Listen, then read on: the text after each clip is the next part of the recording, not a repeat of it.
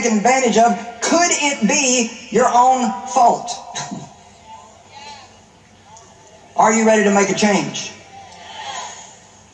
Is it ever loving not to help someone?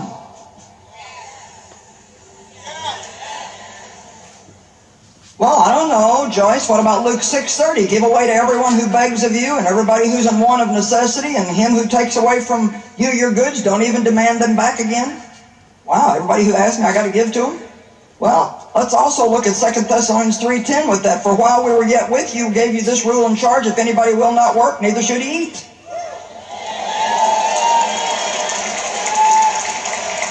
Wow, we've forgotten about this one in our society. Now listen, there's a difference in cannot work and will not work.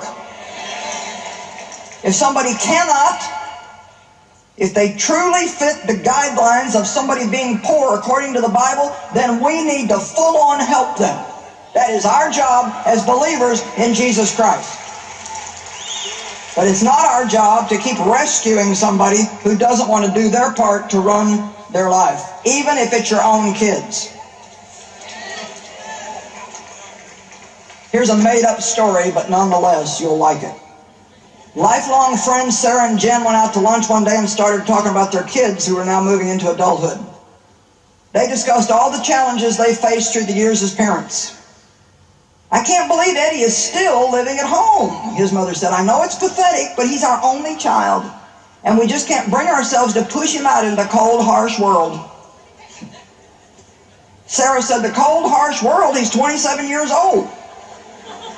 I know, but Eddie just can't seem to get his life together, and I'm beginning to think he never will. But your kids seem to be doing great, Sarah. Give me some advice. What should I do?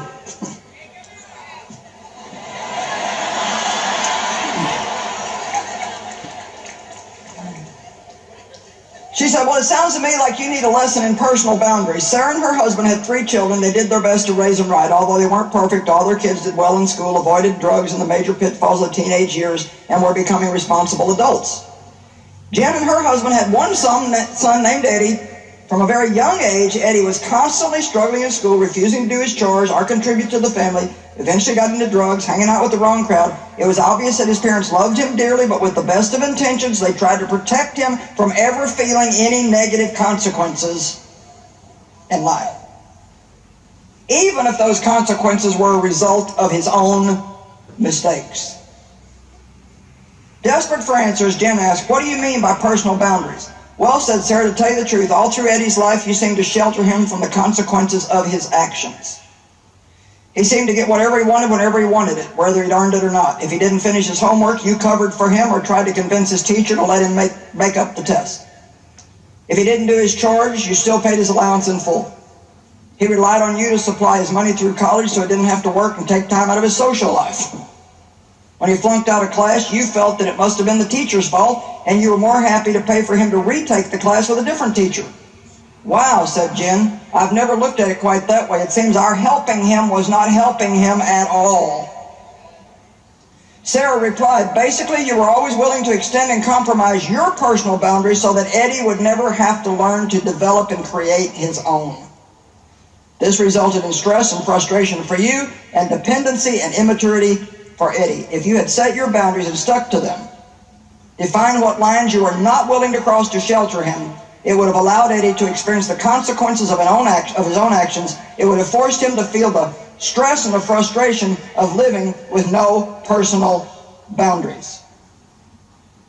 With a look of relief and determination on her face, Jen declared, it appears that my husband and I have some lines to draw and some boundaries to rebuild. And Eddie is about to learn that he's going to have some consequences that are long overdue.